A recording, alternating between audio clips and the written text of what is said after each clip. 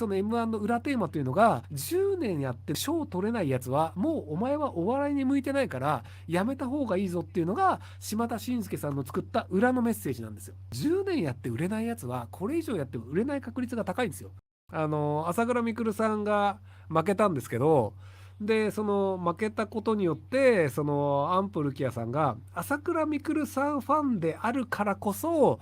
朝倉未来興味失ったわっていうのをそのツイッターで書いてめっちゃ炎上したんですけど、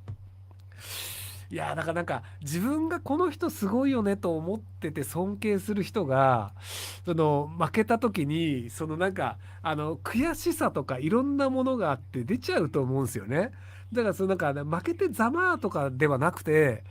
やっぱりそのなんか自分がそのこの人はすごいよねっていう人がなんかそうじゃない負け方をしてしまった時にやっぱりなんかその思うものはあると思うんですよ。だからそこのなんか関係性の中で出てくるきついセリフっていうのはやっぱりあるんじゃないかなと思うので、なんかその安保さんのなんかバッシングもなんか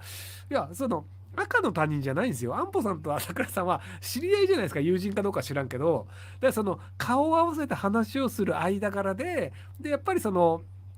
格闘家としてそのすげえ儲かるっていう道を開いたっていう意味でいくと、その朝倉さんがやってきたその格闘家の人たちに対して見せた背中は結構でかいんですよ。要は格闘家ってその、まあ、ボクサーは別にして基本全然食えないんですよ。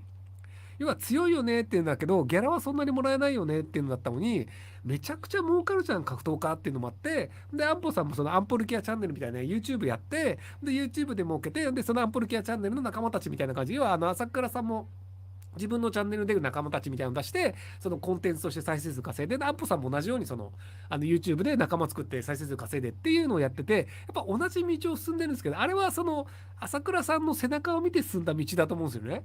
だからそういうのも含めてその思うものはいっぱいあると思うので、なんか一概にそのなんかムカついたから言っただけなんですって話ではないと思うんですよ。YouTube の番組で、まあ YouTube の番組によらずテレビ番組とかもそうなんですけど、テーマについて話をするという番組が多いんですよ。まあ、例えばじゃあその政治家を見ますっていうと、その消費税ってどうですかみたいな、そのテーマについて政治家がその議論をする。で、それに対してじゃあその政治家じゃない人、まあ、僕みたいな人とかがそのコメントとして入るっていうのがあるんですけど、リハックが他の番組と実は違うのは、テーマが本人なんですよ。これあんまり表だって言ってないし、高橋さんも多分表面で言ってないんですけど、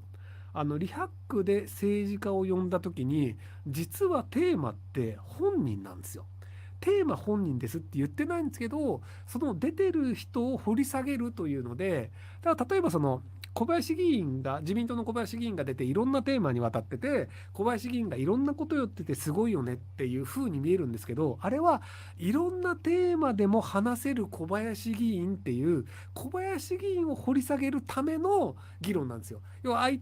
その IT 議会のなんか副部長ですみたいな話で IT こうですよねとかスタートアップこうですよねみたいな、だからその IT とかスタートアップの議論を政治家としているというふうに一般的には取られがちなんですけど、そこのその小林さんが得意なテーマを話をすることによって小林さんを掘り下げるっていう人間ドラマをやってるので、多分他の番組より再生数が多いのはそういうことなんじゃないかというふうに僕は認識してるんですよ。今そのスタートアップに対して政治家が議論しますって言っても知ったこっちゃねえよ興味ねえよってなっちゃうんですよ。なので政治家が出てる番組とか、まあ、政治家自身が YouTube やってる番組動画とかって大量にあるんですけど再生数全然伸びないんですよ。でなんで伸びないかっていうとテーマが政策だからなんですよ。一般の人って政策なんてマジどうでもいいんですよ。まあ、岸田首相が政策を語りますってなるとそれは実現する可能性があるので興味があるんですよ。要はその岸田首相がこれやりたいですって言ったらそれは実現するかもしれないじゃないですか。でも野党の人がこれやりたいです実現するのって99%ないんですよ。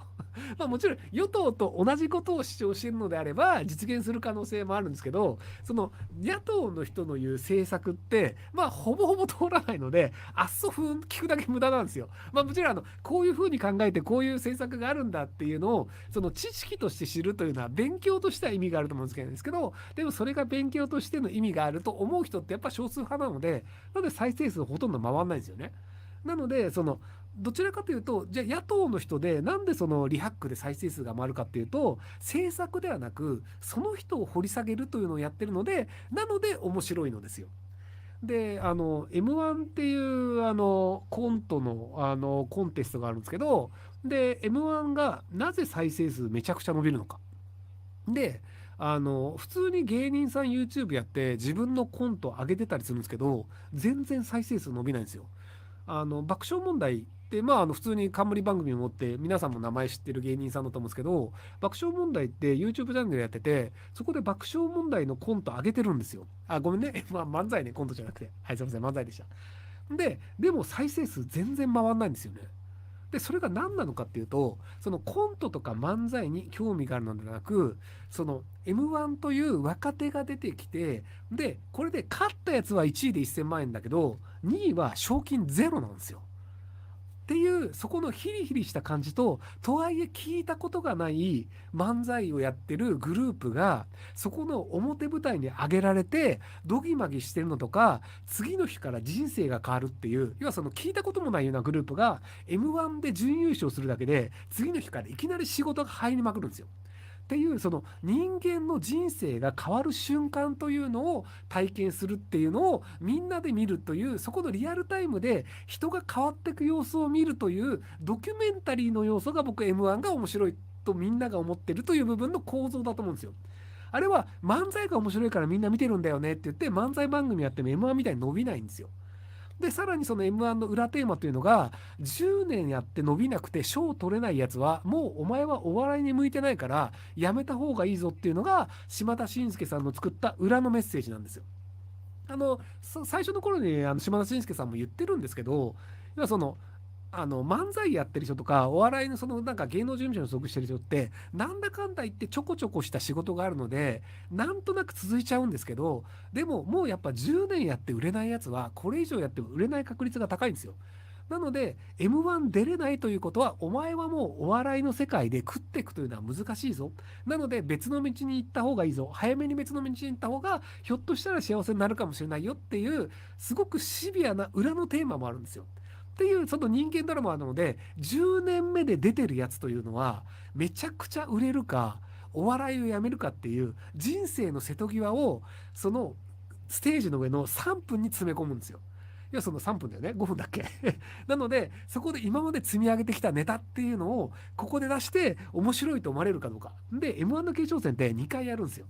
なので、最初に面白いネタを出して、こいつらすごいじゃんってなって、2回目で、そんなに面白くないのを出すのか、1回目にそんなに面白くないのを出すけど、2回目でめちゃめちゃ面白いのを出して、すげえって思わせるのかっていう、そこの自分の得意なネタをどっちに出すべきなのかっていう問題と、あと、出演順の問題があって、M1 の一番最初に出たやつで勝ったやついないんですよ。